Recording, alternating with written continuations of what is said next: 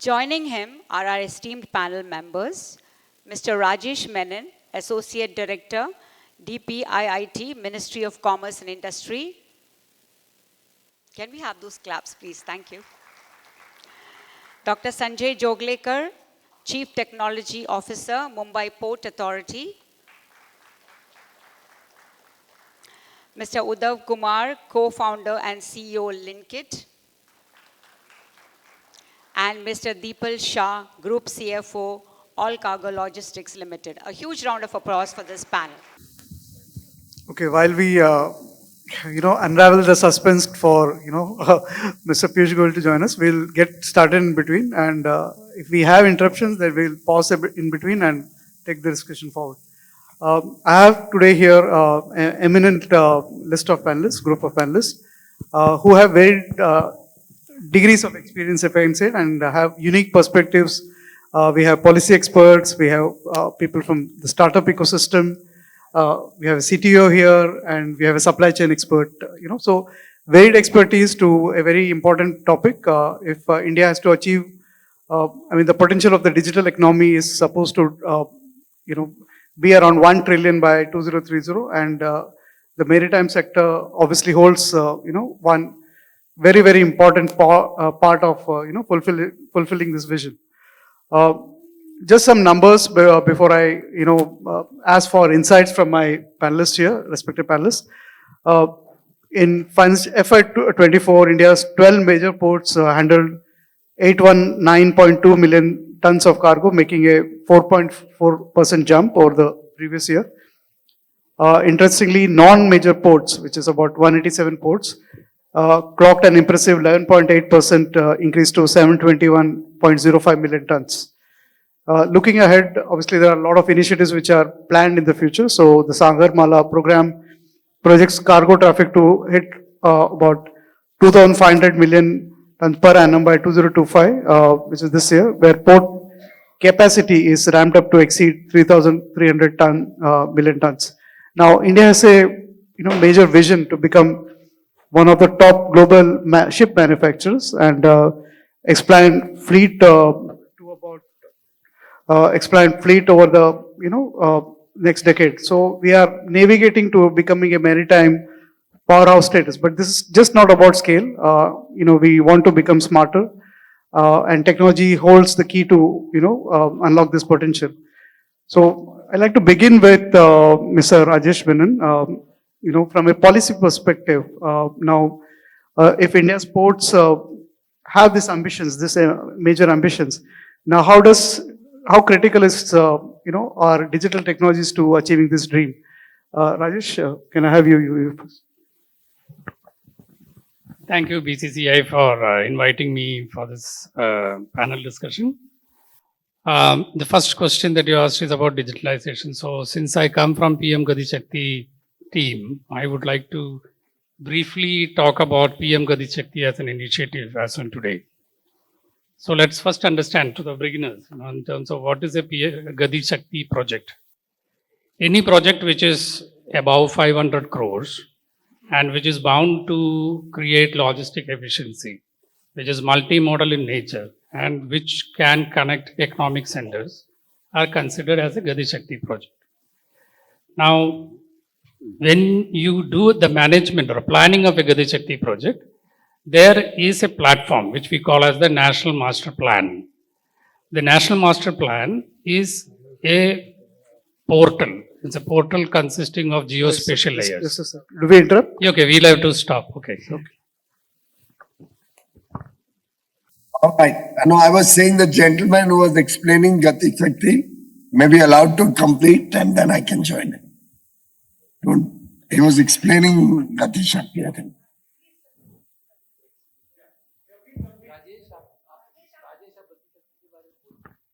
Hello. Sir, I am Rajesh Menon, subject matter expert in the technical support group. You want to continue what you were explaining? No, sir. Please continue, sir. I'll speak to them later. All right. Go ahead. How do you want to go about it, Nilesh bhai? Sir, you can give some views on the port sector and commerce and shipping. And then we can do some question answer as long as your time permits. All right. First of all, my sincerest apologies, Nilesh Bhai, and to all the distinguished participants. I have flown into Mumbai, just got out of the airport, and my plan was to come to your conference. But the Honorable Chief Minister Devendra Fadnavis is coming to my constituency in half an hour. And it's his first visit after becoming Chief Minister again to my constituency. So as a diligent member of parliament, I thought I should be there to receive him. And therefore I had to join you on video conference, not at the designated hour, but now. My sincerest apologies to all of you, but truly honored to address this vibrant group on a very, very relevant subject. Trade dynamics around the world are going through turmoil. Nobody knows what's happening. And within that, India so far stands out as an oasis. And I do hope and believe we'll be able to continue our position in the months to come so that we power our economy on and continue to grow and continue to lead world growth and contribute to greater global good so that our people also can benefit in our journey to Viksit Bharat. I'm glad that you are focusing on the maritime trade and logistics sector, which clearly is the backbone to any economic growth or any journey that we are all working on to make India a prosperous country. In fact, there can be no greater logistics marvel than 60 crore people assembling at the Mahakumbh in Prayagraj over a period of 40 days. I think possibly the largest gathering on globe ever at one place. Friends, I'd like to share with you an anecdote about my own family's little journey having some relevance to the logistics sector, not directly though. My father came to Mumbai in 1949 and he worked in a steel company which was working out of Darukhana, Devidayal Industries, I think, belonging to the Agarwals. He worked there for 2 years, did not have a place to live in Mumbai as most migrants at that point of time suffered. And he would live in the godown of the company, situated at Bombay Port Trust, BPT. He would sleep there in the night. The rats troubled him so much that he would take out the spare parts from the shelves, put them on the ground, sleep on the shelf at night, get ready get back all the components on the shelf, get ready and go to work. And look at the irony of things, how destiny takes a full circle. He became the shipping minister in the Vajpayee government, and the same BPT would report to him 50 years later. And that's the India story for all of us. Many of us, our families, have come from very humble backgrounds. Mumbai has been a city which welcomed everybody, a city of opportunity, a city of dreams, and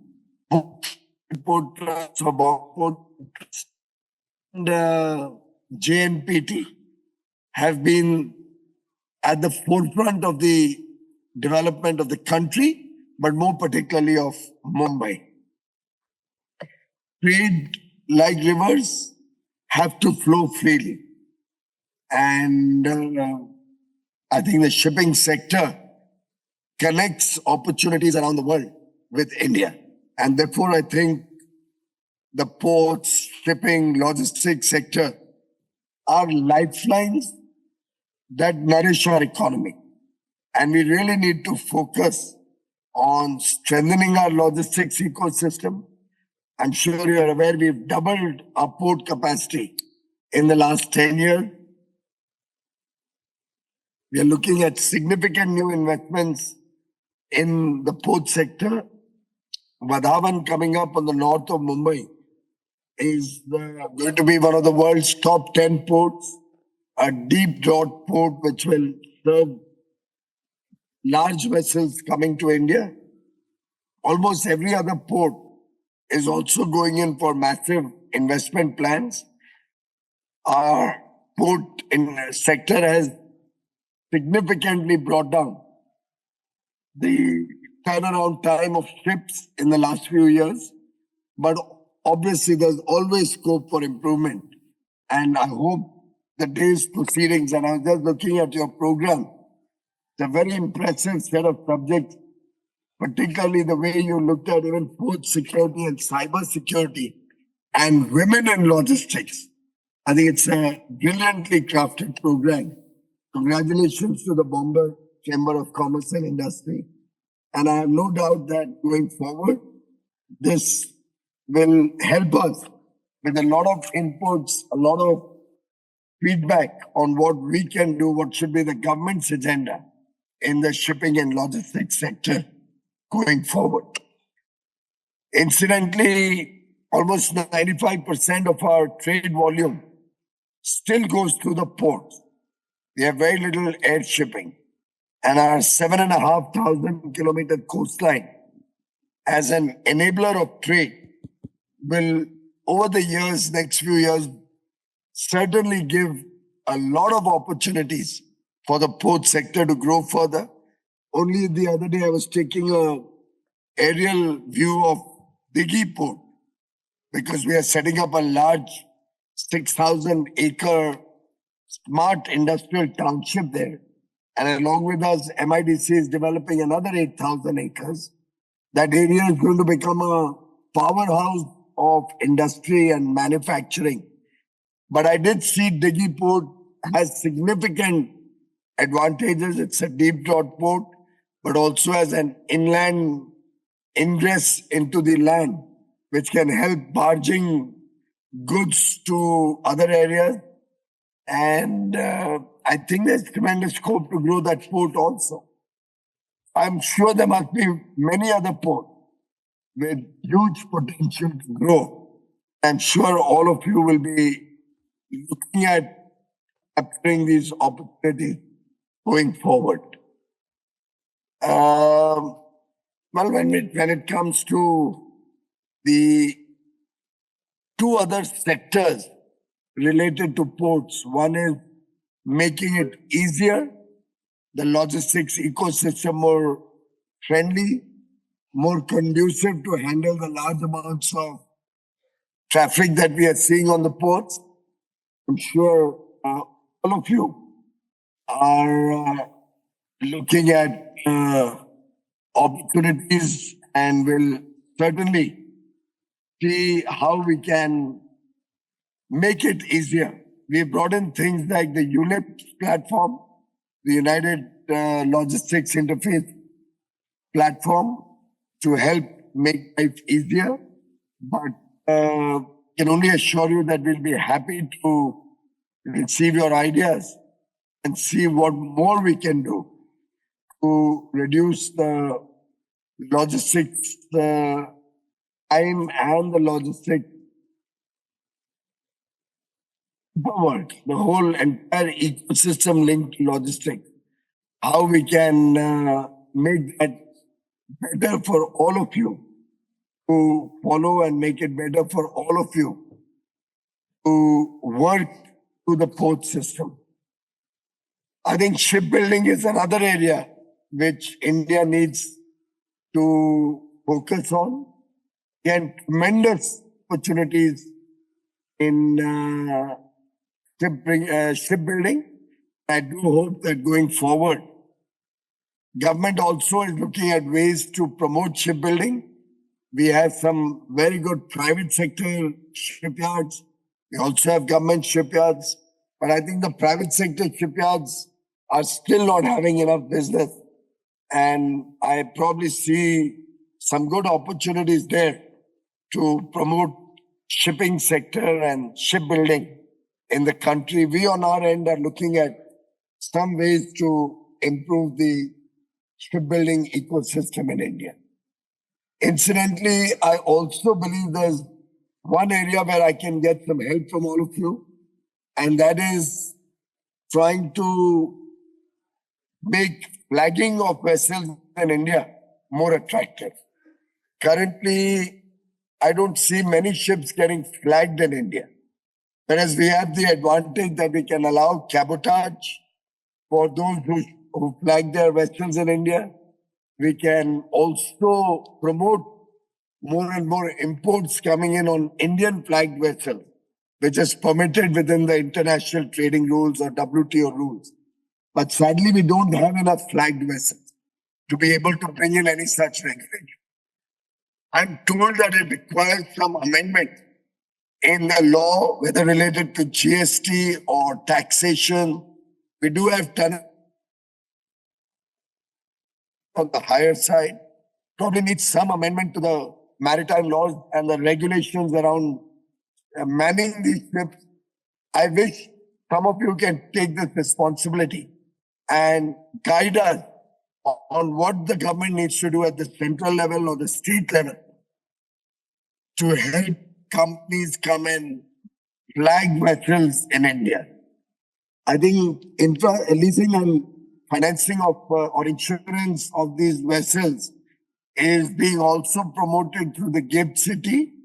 I wonder if any of you have studied that ecosystem, and if you think it needs any further liberalization, improvisation, or amendments, we are happy to look at that also to support the entire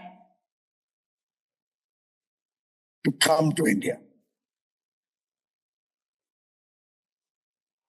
The skill development or training of our seafarers or merchant personnel. I think that's another area where there's huge potential in India and internationally for jobs. And can you all help us design and develop faster ecosystem, possibly hybrid ecosystems of online and on-the-job training, along with classroom training, so that we can expand the number of seafarers that we develop or we train in India. So there is a huge multiplier impact of the shipping industry. And I think we've not been able to cash in on that multiplier impact yet. Many other areas where we look for your inputs, container ownership, container manufacturing in India, faster speed of exports, ease of congestion at the port level. Bear in mind that there's a huge geopolitical shift. Realignment of trade supply chains is going to be a reality. And it is during this period that if we both work together, we can truly become part of supply chains. We can leverage our free trade agreements better. Some of those we already have. Yesterday, active dialogue with the UK trade minister. We relaunched our negotiations and hope to conclude it soon. 28th and the 1st, I have the 28th, we have the entire EU government led by Her Excellency Ms. von der Leyen, the EU Commissioner, and her 27 commissioner body. It's like the whole government of India, all the ministers traveling out together to one country. It's the first time ever this is happening in the world. The entire government of a major bloc or a major country traveling to a third country is really a time kind of situation. 28th, they're all in Delhi with us, and on the 1st, I come to Mumbai with my counterpart, the EU Trade Commission. And I had to discuss the FTA with you. There's great things happening. This month, we've had international delegations of 130 companies from Israel, 100 companies from Switzerland and Norway and Liechtenstein and Iceland. I have 330 companies coming in from Belgium on the 3rd to Delhi and Mumbai. Before that, we had a Qatari Swedish delegation of 100 odd companies. The whole world is looking up to India. It's for us to seize the opportunity.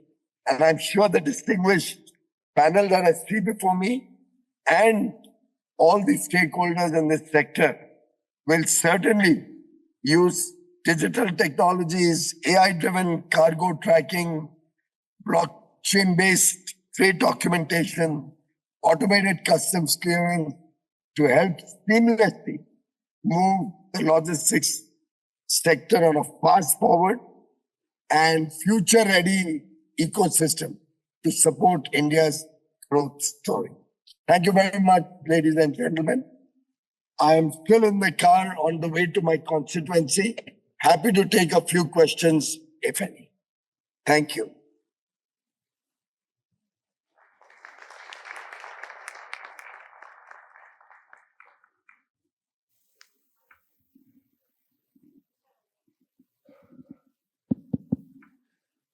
Good afternoon, Piyush. This is Hajra. Greetings to you and Seema. As you know, I had the privilege and great pleasure of working with your late father, Ved Prakash ji, when he was our honorable minister. I had visited your late parents as well as your residence for Ganesh Chaturthi and things like that. My question is, you mentioned about geopolitical change. Now, Donald Trump policy, while his policies vis-a-vis China, Canada, and Mexico could be good opportunities for India, but at the same time, the same Donald Trump policy can hit our exports very badly. Now, with our vision of $1 trillion of merchandise exports, I know Government of India is giving a lot of measures, but I would like you to highlight a few salient measures, how you are thinking of facilitating the exports from India. Thank you. The US and India are not competitive. Complement each other. If you look at our strengths, competitive strengths, and their competitive strengths, they're completely different. So our Prime Minister, Shri Narendra Modi, has already met Donald Trump, and we shall soon be engaging with our counterparts there. I don't see any great difficulty in being able to strike a very attractive trade deal.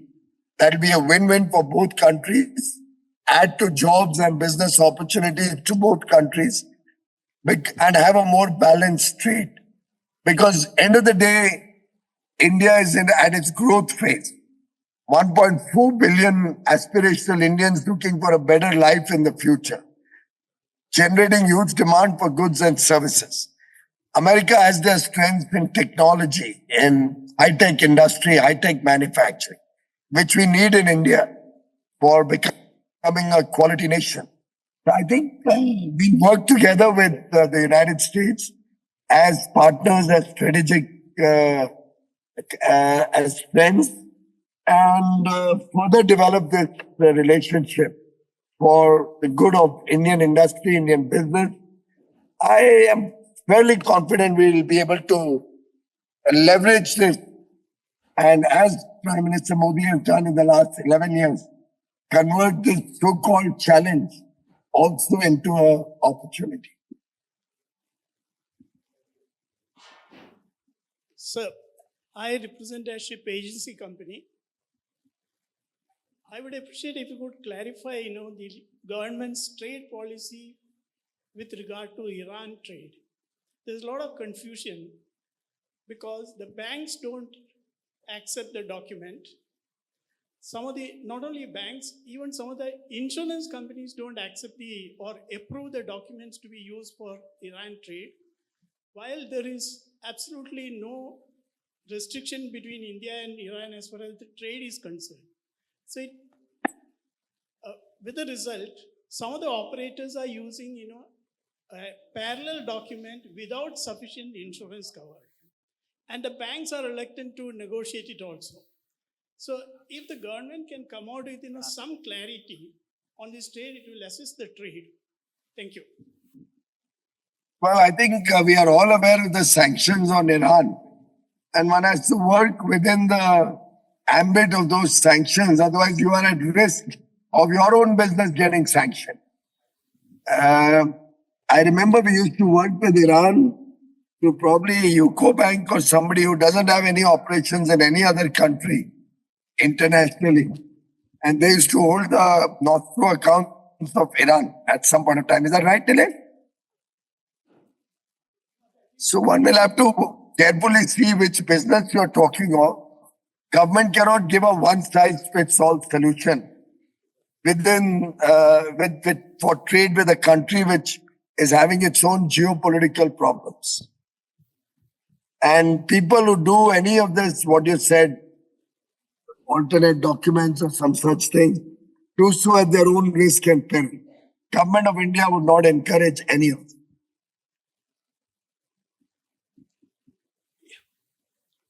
Thank you, sir. So, I'm Captain Ram here, again representing the Agents Association here. Now, a simple thing like kudos to the government over the last 20 years for the ease of doing business and what have you, digitalization and everything, various initiatives taken on that account. But we still have miles to go on the real ease of doing business and to really address the issue of malaise, of corruption and various other things in the real-time issues. Nobody wants to bell this cat. Everybody talks beautifully right on the paper. Everybody wants to be goody-goody man. Everybody wants to talk to the government on the right face. Nobody wants to bell the cat. And here I am belling the right person. I hope I'm asking you what real, actual initiatives you are going to be doing on that, sir. Sir, I'm glad you have raised this question. My angst is very similar to yours, but there's only two ways to sort it out. One, we have to speak up. We'll all have to give ideas. Ultimately, what is government? Government is your representative. You will have to tell us what needs to be done, how we can bring in more transparency, what are the steps we can take to reduce the burden on you, make it easier to do business.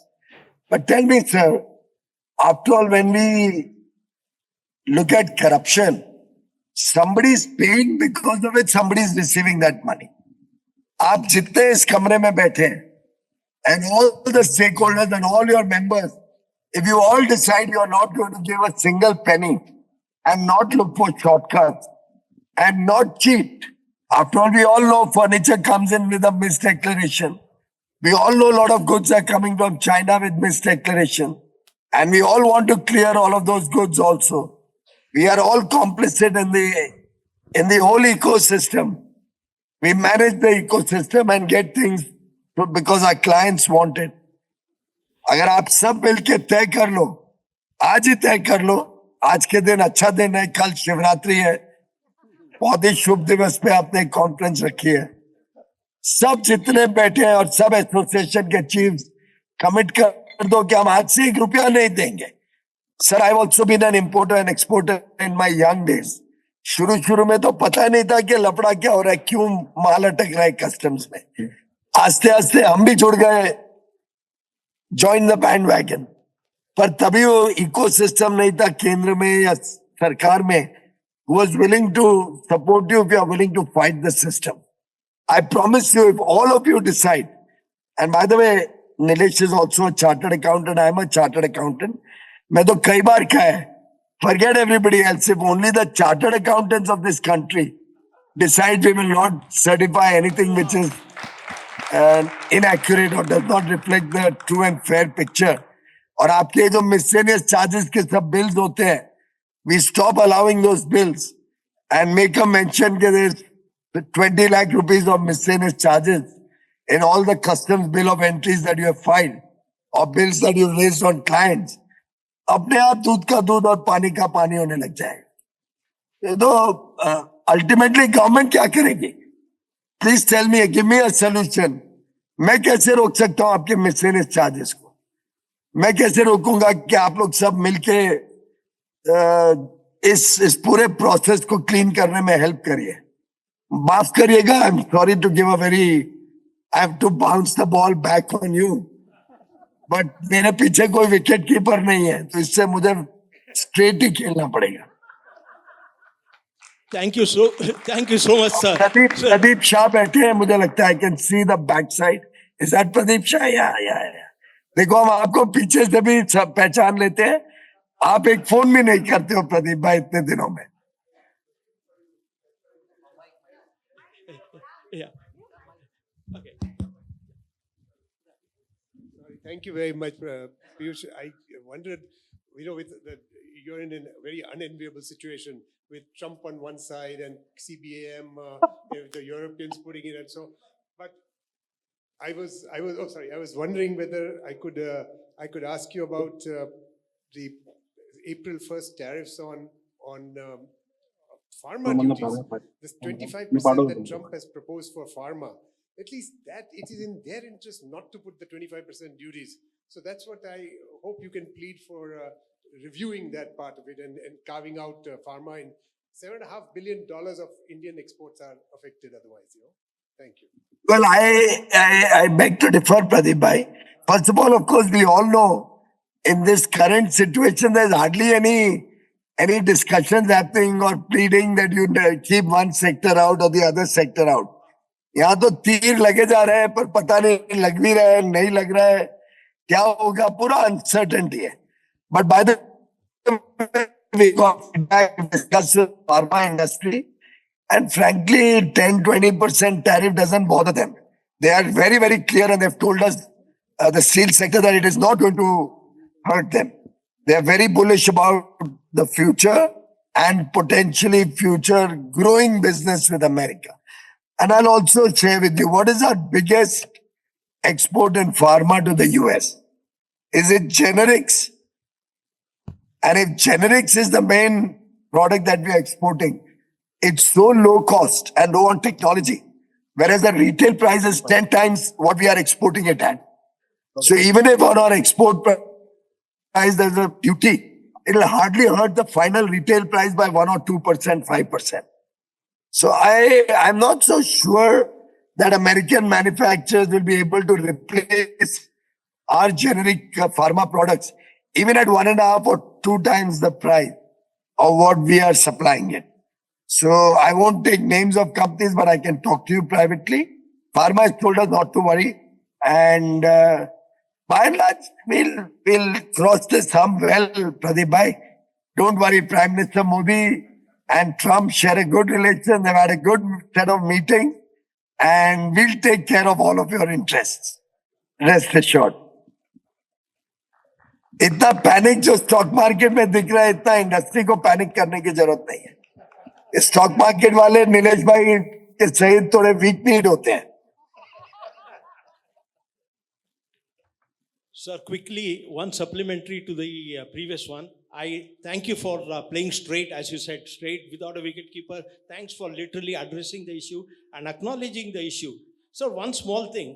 सिर्फ ये कहना चाहता हूँ कि when we go to the higher ups, right up to the higher up, when we go even to the top, and then the lip service they pay, it hurts, especially when you say no, and after you say no, where can you go? Go right to the most higher up, and thereafter, when it is like we are pushed out, then that is where it hurts. Probably this is my last word on this. I know that you can't answer this one, but no, I'll answer you. That. Sir, I think what I said was not an individual action. Individual action will certainly hurt. If 5 individuals start doing that, it's going to hurt probably. They could react badly. It'll have to be a collective action of the whole industry. मैं आपको एक example देता हूँ. इन लुधियाना आपने भी पढ़ा होगा सुना होगा. When there was some irrational demands being made and some tax officials started troubling the industry over there, they all ganged up. And once they all decided we won't give a single rupee of bribe, then the entire Ludhiana industry over there, they had to come back empty-handed. They couldn't do a damn all. क्या करेंगे? 10 दिन के लिए port बंद कर देंगे क्या? सब शिपमेंट क्लियरेंस. आप बताइए मुझे, पर वो सबका कलेक्टिव एक्शन होना पड़ेगा। मेरे भी ऑफिस में कुछ होता है तो जरूर मेरे तक बताइए, bring it right up to my level. और ऐसे ही सभी जगह take it to the highest level. पर my experience is more often than not we are taking a shortcut. I give you an example. I went to Aurangabad 1 week ago and they were saying that there's some problem they're having with environmental clearance, whereas we have an environment clearance for the entire zone. It's an industrial city made by the government of India. So I immediately called up the environment minister. I called up the chief minister, and we are making sure that nobody will get harassed. And I publicly told all those industry guys there, don't pay a single rupee. If nobody pays, nobody can bother you. Namaskar, sir. This is Rajiv Jalota, former chairman, Mumbai Port Authority. I have just a small question. How do you perceive? Rajiv, इसका क्या solution है जो लोग बोल रहे हैं? आप तो बीपीटी के चेयरमैन रह चुके हो। नहीं सर, आप बिल्कुल सही बोल रहे हैं कि अगर दोनों तरफ से, मतलब सरकार की तरफ से तो ठीक है सर, कंट्रोल करना सीनियर्स का काम है, बट दूसरी तरफ से अगर कोई नहीं देगा तो कोई कुछ कर नहीं सकता sir, definitely. And digitalization sir काफी अच्छा कर रहा है, जो नेशनल लॉजिस्टिक्स पोर्टल वगैरह बनाया है उससे लाइफ काफी इजी होगी सर। धीरे धीरे जैसे इंटीग्रेट होंगे सिस्टम्स, जहां पर कोशिश यही सरकार की रह रही है कि सर लोगों को फेसलेस होना पड़ेगा, मतलब हमारे ऑफिस में आना ना पड़े, हम डिजिटल के द्वारा काम करें तो ये रेंट सीकिंग धीरे धीरे कम होगा sir, it will happen. Sir मेरा छोटा सा सवाल है कि how do you perceive IMEC corridor as potential EXIM trade growth catalyst? देखिए, अभी आज के दिन तो there's a lot of enthusiasm for IMEC, but it's a long drawn story because we do recognize and respect that entire region is having a problem right now. We still have to see some of these problems getting sorted out.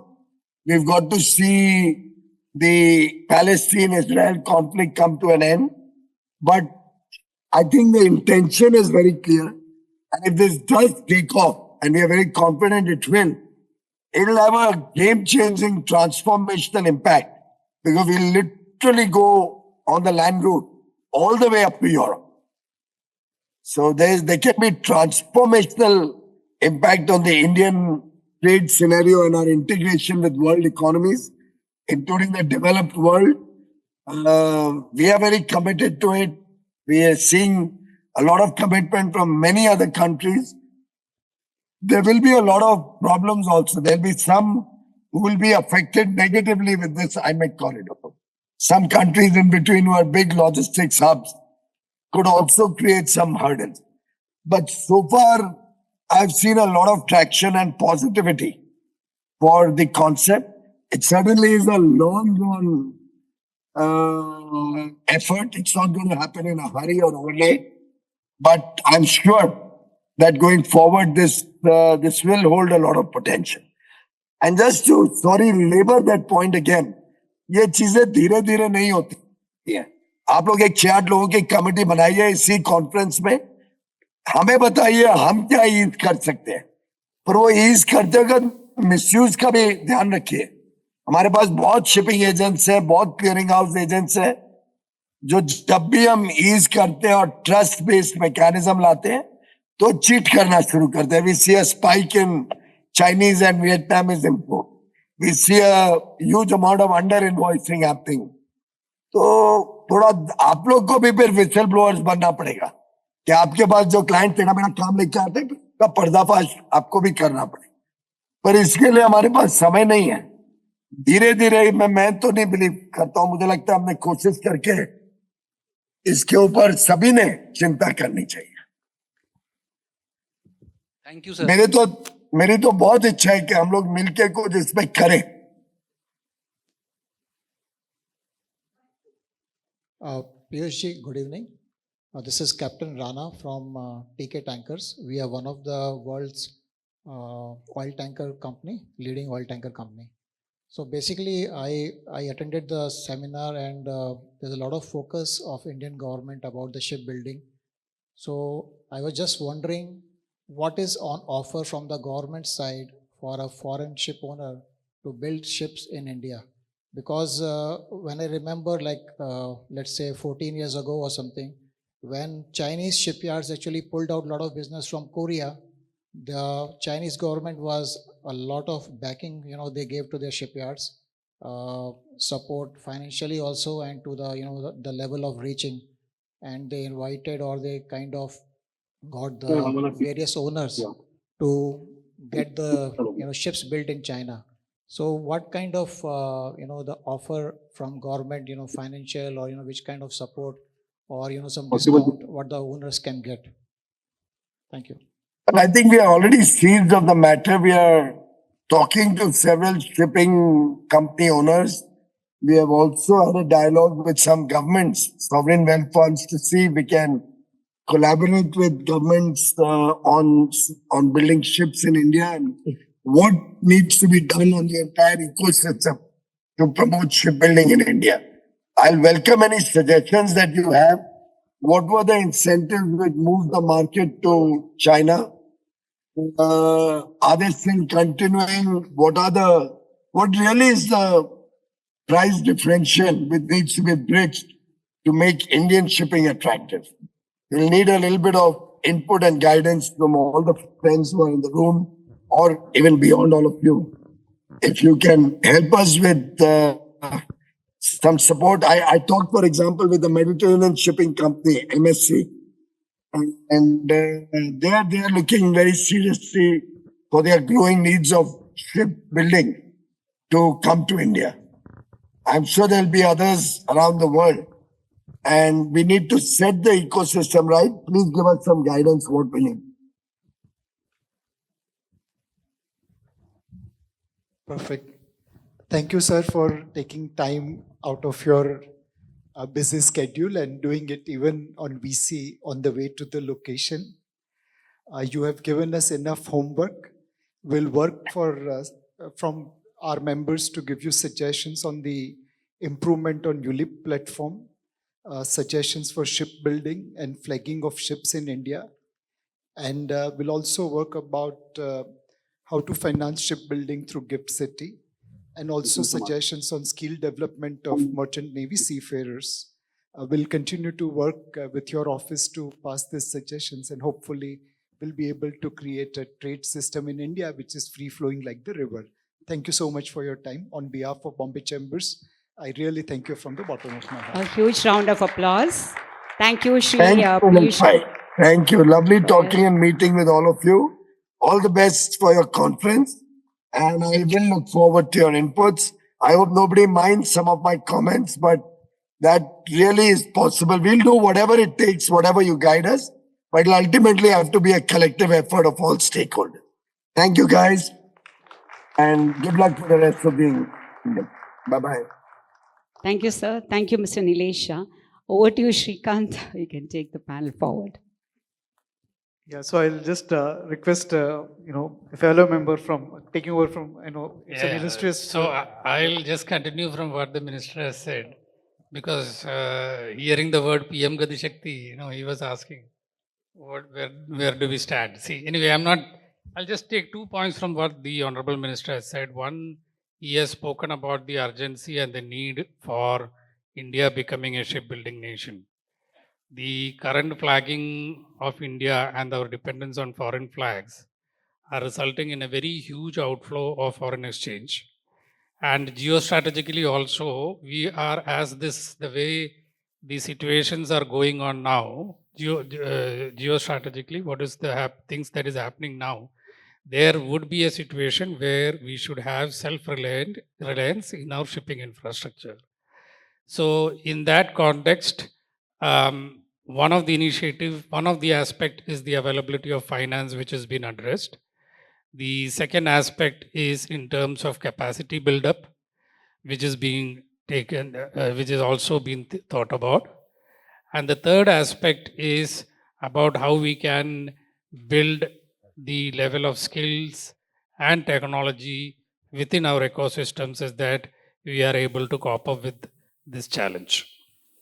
Now, all these initiatives, whether it is a project-related initiatives or whether it is a process-related policy or process-related activity, the fundamental aspect comes in the application of technology. So it is where that my earlier conversation was moving around the PM Gati Shakti National Master Plan. See, the PM Gati Shakti, I explained to you about the PM Gati Shakti projects, but PM Gati Shakti project management is through a technological platform, a geospatial platform, which we call the National Master Plan. Now, this consists actually of a NIC cloud-based system called Meghraj, where the ISRO images of all the infrastructure ministries, whether it is road, rail, port, power, any infrastructure assets are mapped. And today we are having around 1,600 layers of data that is there. So how do we use it? It is used in sense, for example, a road has to be aligned. We have to make a road. In olden times, when we make a road, there was no sufficient data to know what obstructs the road. So today, through the National Master Plan, we have means of identifying whether there is going to be a forest coverage as a blockage or whether there is a railway line that is coming. So the planning process through the availability of data has now become much easier. So this is the first stage in terms of infrastructure management we have in the digitalization side. Now, the second aspect is about integration of various information systems, for which ever since the national logistic policy was launched, one of the agenda of the national logistic policy is to ensure that there is an integration of all the systems that is already there. So as we were discussing in the previous panel, the unified logistic interface platform is in progress. Now the NLP Marine is come up. All other systems, information systems are in the process of getting integrated as that there is a unified logistic platform. So it is a process it is now a work in process, and I hope within the next 1 or 2 years, this aspiration what the Honorable Minister said can be achieved. Thank you, Rajesh, for giving us a context. We obviously have a lot of data from an infrastructure point of view, from a planning point of view. I would now like to come to Mr. Deepal Shah. Deepal, if you can share with us, from a private company point of view, what are some of the major initiatives that you have taken, your organization has taken, and probably if you can also share with us some of the best practices and learnings from your digital initiatives. Sure. First of all, thank you, Bombay Chamber of Commerce, for having me here. So I was just looking at the topic sustainable logistics, and digitization goes hand in hand because we have been quite a paper intensive industry, and when you move to digitization, it automatically from an environment perspective becomes sustainable. So that's the connection that I draw between sustainable logistics and digitization. So that's very important for us to understand.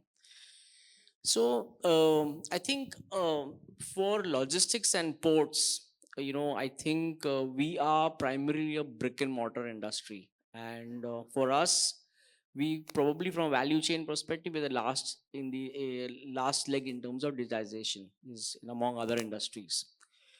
So as an organization, a few years back, what we were witnessing is there were a lot of online platforms which had come up for buying freight, and a lot of other initiatives that they had come up with, but they did not have the capability to do the delivery of cargo. So finally, the most important for any supply chain is delivery of cargo. We are still a brick and mortar industry till 3D printing comes of age. Logistics is not going to go away. Somebody is going to deliver a cargo. Yeah, so that is very, very important. So we did a little bit of reflection at our end to understand how do we kind of compete with the online platforms or digital platforms that are selling freight, etc.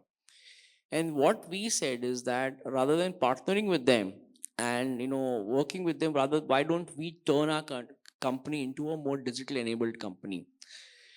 So fortunately, we started this journey somewhere in 2016, and just before COVID, we had this whole platform built, which we call as the EQ360 platform. This is an app which we are present, by the way, in 160 countries, in 300 offices globally. So that's the size and reach of our organization. So this app allows you to book freight end to end. It allows you to track freight. I mean, allows you to track your cargo end to end.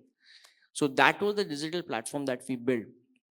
Now, fortunately for us, we launched it in February of 2020. Now, what we have seen is any digital platform that you launch, the transition from the physical or the manual form to the digital form for a customer takes a long time. The whole transition is a long journey. But because we were hit by COVID in March, from a timing perspective, we could transit from the manual to the digital very fast. So it was like a forced transition for most of our customers. And almost 60, as of now, almost 66% of our bookings still now happen digitally, which is large. So that was one, both from a booking platform perspective, from a tracking perspective, we use that platform quite a bit. So that was our first journey into digitalization. But we said that that's only the part of the booking and the tracking. We further layered a lot of other things globally into the digitization. So all the documentation that we started interacting with the customers, with the shipping lines, with the banks, even from the finance side, everything started moving extremely digital. So we did a lot of transformative exercises within the group in each of the functional areas, including the sales, including the operations, including the finance, and most of our processes have now been digitally enabled. So of course we are moving in a direction where some more areas have to be kind of completely enabled. But I think today, as an organization, I would say more than 60-70% of our processes are digitally enabled. Now, where does this really help us? I mean, it helps us more transparency, more efficiency, much more faster information flow, and cost efficiency. I think that's the most important area. I think that because all the businesses are facing a lot of cost pressures, are facing margin pressures. So I think that's where I think we did save.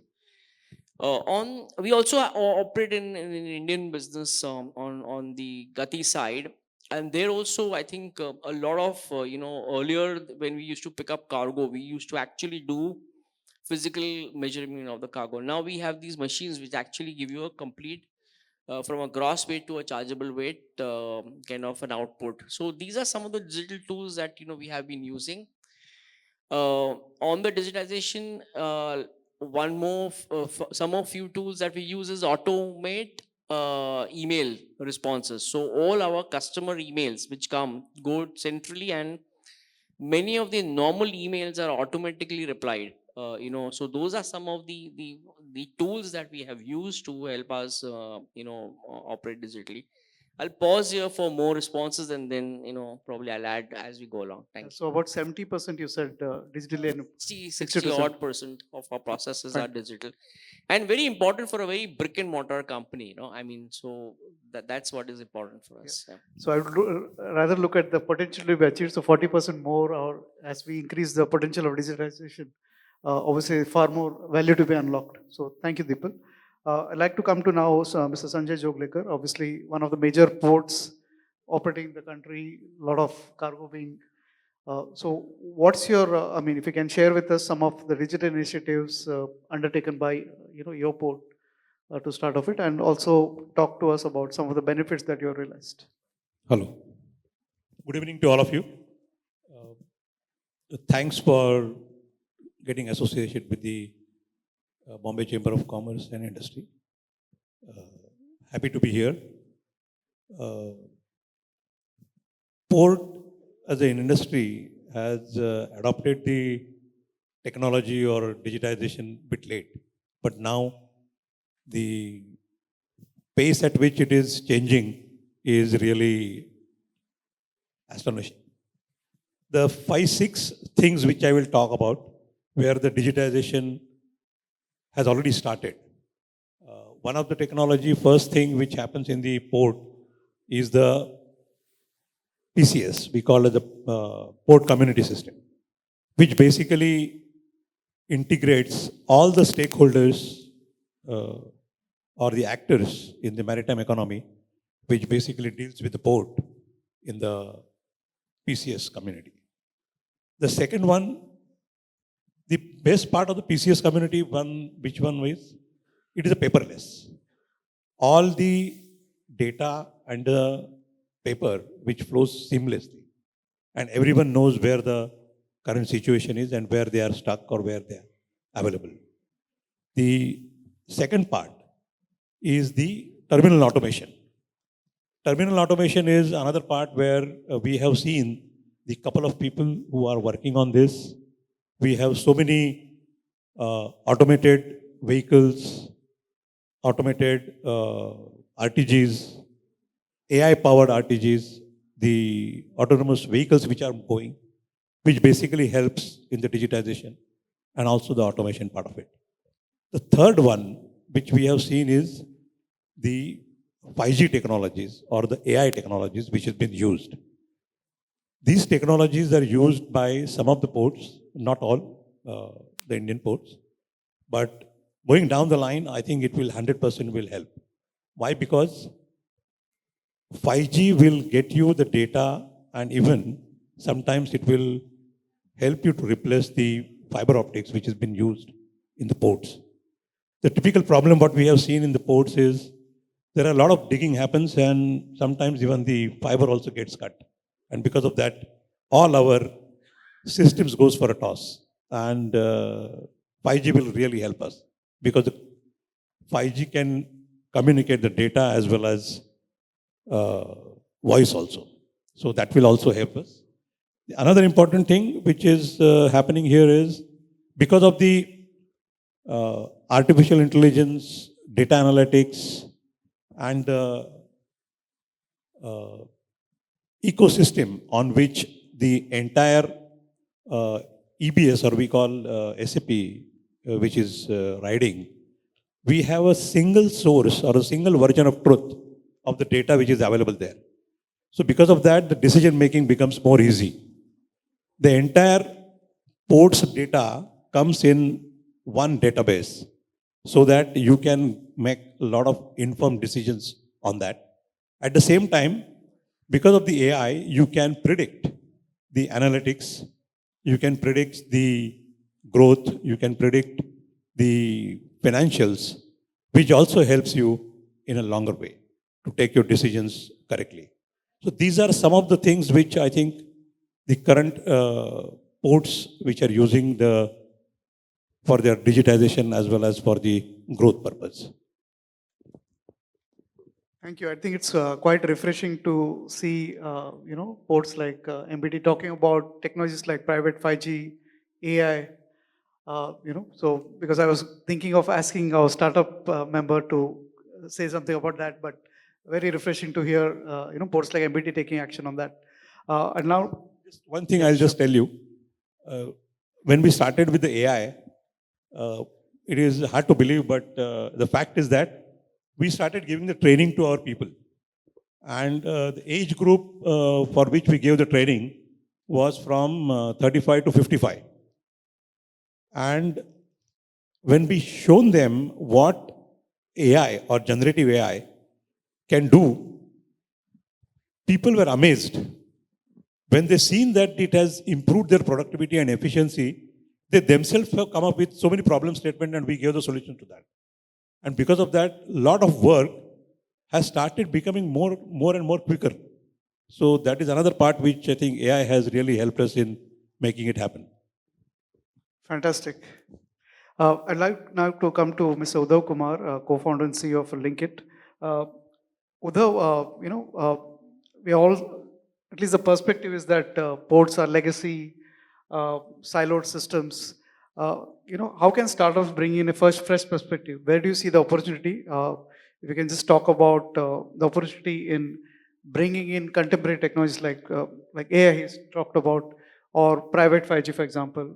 Can you share some of the things or initiatives that you're doing specifically in this industry? Yeah, sure. Hi, everyone. Good evening. Thank you for BCCI for having us here. I think I'm going to pick up on what Deepal said. Is the mic working?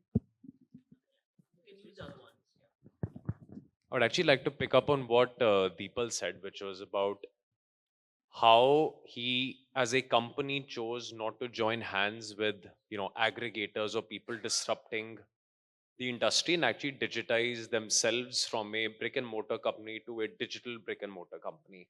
That's always what we've looked at ourselves as well. Many people always look at startups and they always ask me, what are you doing to disrupt logistics?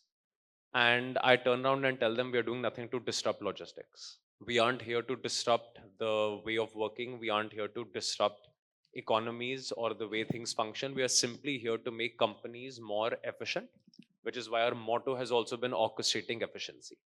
So what we've worked with companies is digitizing their own internal processes, making people more productive, removing the mundane tasks from their life, and helping people to actually achieve more. Um, I think two important examples I would like to take here, considering the sort of audience that we have. One is, of course, what we've done on the terminal side. It was, in fact, one of the first visits we had at a container terminal was back in 2018, where we actually went and saw the operations at CMA CGM in Dadri. And at that point of time, Captain Bava said that have a look at the terminal and see what's happening and recommend to me what we can improve.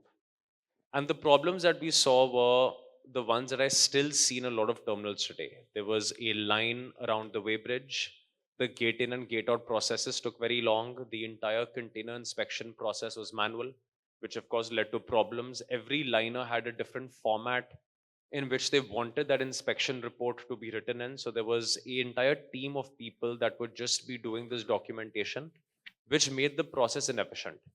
Now, our entire vision was just to make this process more easy, to make it more automated, and now that's what we move towards. So we've been working with a lot of terminals, primarily in Gujarat. We're working with ICD Ahmedabad as well. And what we've been able to do is implement a lot of AI logics to be able to do automated inspection of containers using camera and vision technologies. This was possible 6 years ago as well, but it's become extremely easy now because of how cheap technologies actually become. So I think a lot of what's happening is actually happening because technology is becoming more accessible and more cheaper. So that's making life a little bit more easy for a lot of our customers as well. We also saw that the entire process of container shifting, the theme today is sustainability as well. Anyone who runs a terminal today might know that there's a high, charge that you're actually charged, or even if you're a shipper, if you're an agency, you know that you end up getting charged a lot of money when containers are moved around. You can go on to even Concor's website and see that there is a certain rate they take for picking up a container and putting it on the trailer. The reason they actually take that rate is because of the amount of time it takes for them to be able to find a container. It takes between 1 to 2 liters of diesel to actually pick one container from point A and put it to point B. These are the costs and overheads that they already had, which is what we are helping container terminal operators today reduce. We are using a lot of data analytics to see vessel departure times, to see when is a shipping bill entry going to be filed, to actually help terminal operators decide how to stack containers to reduce the shuffling that's even needed. There were a lot of wasteful moves that keep happening because containers are like Legos. To pick up something on the bottom, you have to move the containers up on top. And a lot of fuel, money, and time actually gets wasted in this entire process. So that's how we are disrupting. We aren't actually reducing jobs. We still have the crane operators doing what they're doing, except now they just have a terminal and they are told that, okay, lift something from A to B. They don't have to think. But his job hasn't gone. We still have rake planners today who have to, for example, go and get the containers placed on a rake, but rather than them finding containers on a sheet, they are given a perfect loading order sequence where they know which container to pick first, which container to place second, so they can reduce the amount of fuel that they're using. So the only people who might actually be, taking a little bit of a hit might be the people who sell the diesel. I mean, I'm sure now we've helped companies reduce about 15-20% of diesel expense in a terminal per month. So of course, Bharat Petroleum and Indian Oil might not be enjoying that very much. But generally, companies are benefiting. And I think the other part that we've seen is on the data analytics side. We've recently collaborated with one company in Europe where we're actually now providing to the Indian industry market rate prices from port to port. So today, if you're a CHA, you're a liner, you right now you can do RFQs. Sometimes you don't even do RFQs. You just approach your friends and you say, okay, I need to ship a container from A to B. What rate are you getting? Today, with so much data available, what we've been able to actually do is provide a entire spread of the highest to lowest average, mean, median of market rates from any particular port and actually be able to see what are the market trends in a long-term, short-term, or a spot trade contract. And this is a great tool as a negotiation tool because it gives you perfect visibility on what's happening in the market. Is this a platform where you can actually book a container? No, it's not. Because again, like I said, we're not here to create online booking platforms, but this is again a data source for you to just make your procurement team or your operations team more efficient. So the way that we've sort of followed the entire and the way that we've sort of tried to digitize the economy in logistics over the last 8 years hasn't been via disruption.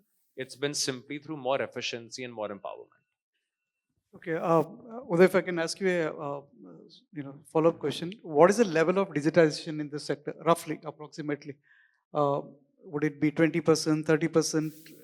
So I think it depends primarily on scale. I think that now with the companies that we deal with, I think there are very few companies that have no digitization at all. It's only if I will start approaching, let's say, a small transporter which has maybe 10 to 15 vehicles that he would not be digitized. Everyone is digitized now. I think it's more about the extent of digitization. Everyone here has spoken about silos. So it's again about those silos, but it's I think that we've almost hit a very high level of digitization. It's now about small incremental improvements. Okay, I think the goal is towards efficiency. So I've been given an indicator which says that we have to cut this and raise the bar for efficiency by cutting our panel shortly. Yeah. So I'll just ask if one last question to our panelists so that we end up on a positive note. What does the future look like? If you have to achieve the goal of being a maritime superpower, as an example, what is that one thing? And I'll request my panelists to be short. Maybe 1 or 2 minute max, so that we stick to our time. So, what is that one top priority that you think we should take to ensure that we become a maritime superpower in the next, say, 5 to 10 years? Rajesh, over to you. Topic is very vast, but the solution is very simple, that we should not depend on, we have to have our own vessel and our own liners, and we have to have more flagged vessels, our Indian flagged vessels. The answer is very simple, even though the path is very long. Fantastic. Deepak? So I think the maritime superpower, yes, I agree that, I think we need to really have our own flag vessels. But also logistics within, I think seamless integration between all the authorities, I think that's still a little patchy as I see it. I think that and the seamless, the corridors, basically the DFCs, these couple of things, if they fall in place, the DFC, the seamless connectivity of road and the seamless digital connectivity, coupled with the shipping industry growth, I think will fuel India to become a possible maritime superpower. Thank you. Fantastic. Sanjay? I think most of the things was covered, but I myself really feel that it is a collaborative approach, and digitization is a must.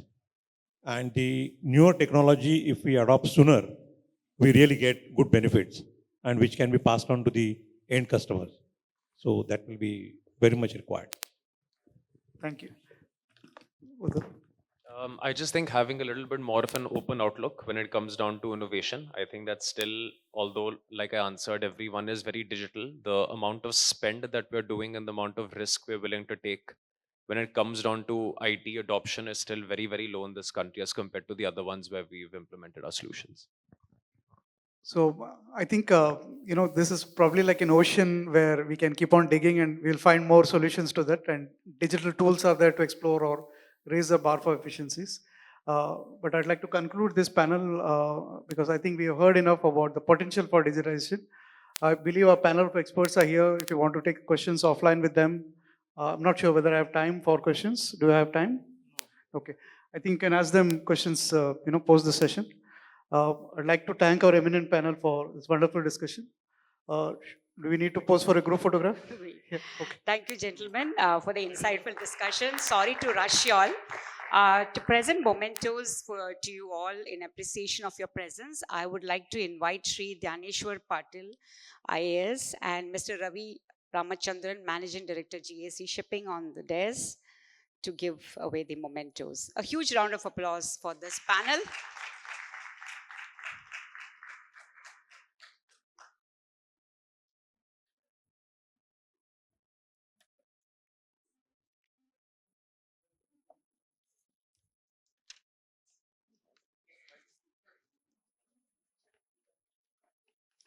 Thank you for your claps.